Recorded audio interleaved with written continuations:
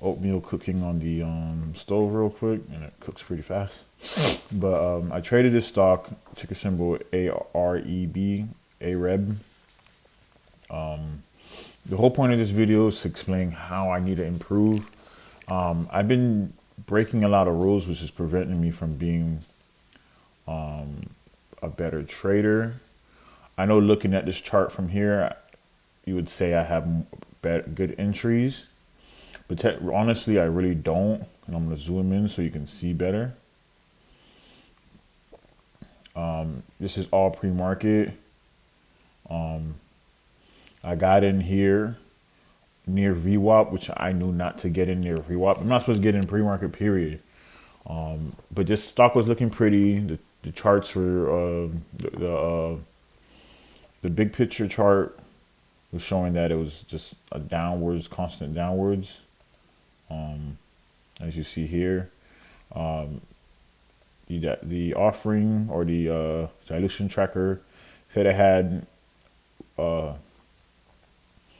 conversion prices at 150, which it already hit, 120, 25 cent, which it already hit, and 110, which it already hit. And I don't know if it hit these ones. I didn't really check too far back, which most likely it did. So trading it here pre-market wasn't a good idea. After I got in with my bulk of my shares here and here, it started just tumbling down to the point I was down a low point of $1,300. If I were to, I bought it in the middle range of this entire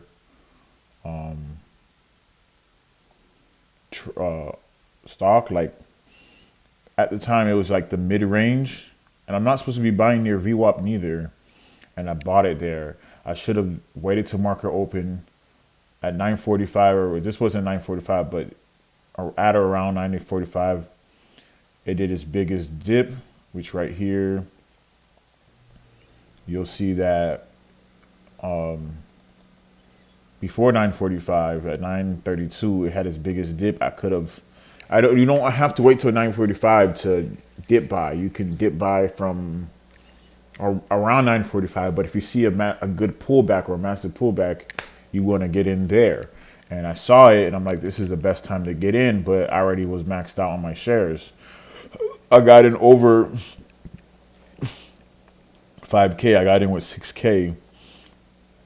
It bounced back. It was bouncing, and it would come down hard. As you can see, all these wicks here, it was bouncing, and it was going up and coming back down really hard, really fast. And I saw that as high risk.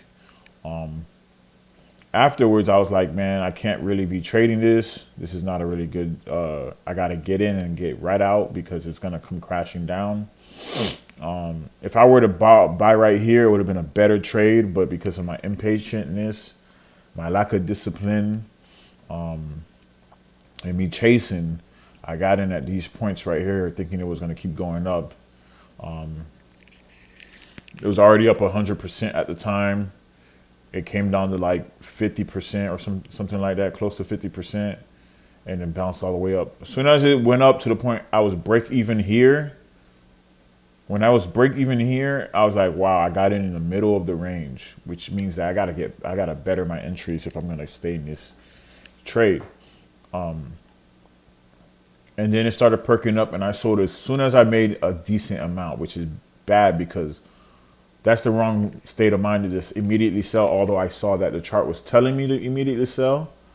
If I were to have to get in here where I was supposed to get in at under VWAP, at a low point with my bulk of my shares instead of the bulk of my shares being at the highest point, and then my smaller amount of shares, $500, $1,000 worth of shares down here,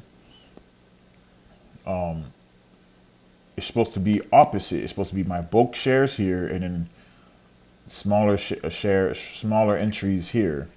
And if I got in somewhere around here, instead of making my 796, I would have been way more money, and way more shares, way more money, way more everything, and I could have sell increments. Sell increments into VWAP, sell increments into high day, which VWAP and high day was right next to each other. Sell increments into as it kept going higher and made way more. But because of my lack of discipline, I put myself in a bad situation. So I need to improve on my entries. I really need to improve on my entries. And that way my sales can be better, because this was a horrible sell.